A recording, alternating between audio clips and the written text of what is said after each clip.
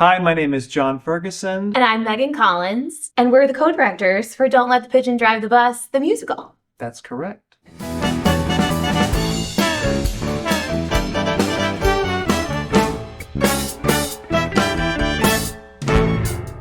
So I was living in England before 2005, and I wanted to live in Minneapolis, so I got in touch with Stages Theater Company, and they became my sponsor to live in the Twin Cities. I came here and worked for Stages right away, teaching for Stages and directing for Stages and working in the community. I don't know how many shows I've directed here, but quite a few. And I've had a great time at Stages. It's been really great. I feel like Stages is kind of my home.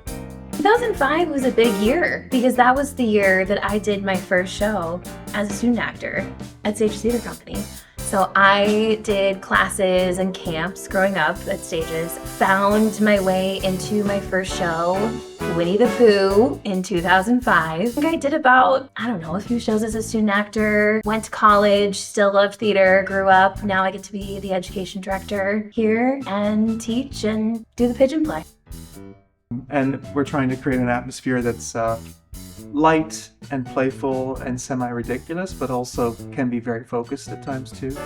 And they seem to be really enjoying it. They're throwing themselves at it for sure. So they're being really courageous. And I mean, they're already super talented, but there's another level of like being really vulnerable and how wild and funny you can be.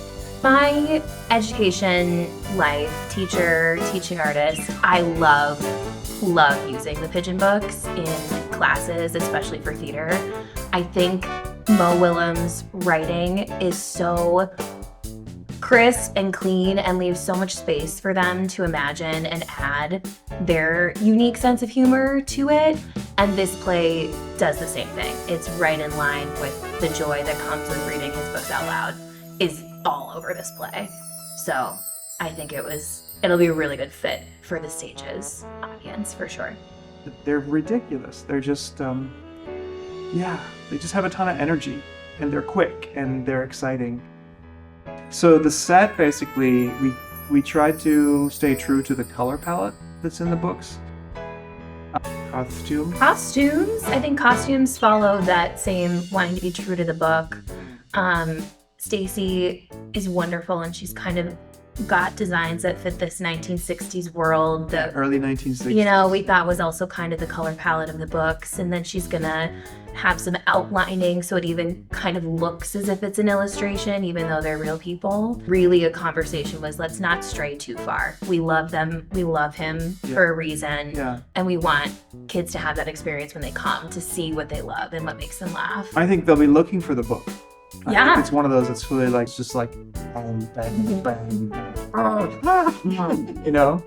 it's like that. I'm encouraging the actors to be like that too. I think that there's so much space for kids to see themselves as the pigeon too. They have big emotions, and we have big emotions as kids. Kids have big emotions growing up, and show them, own them, and let them be on stage.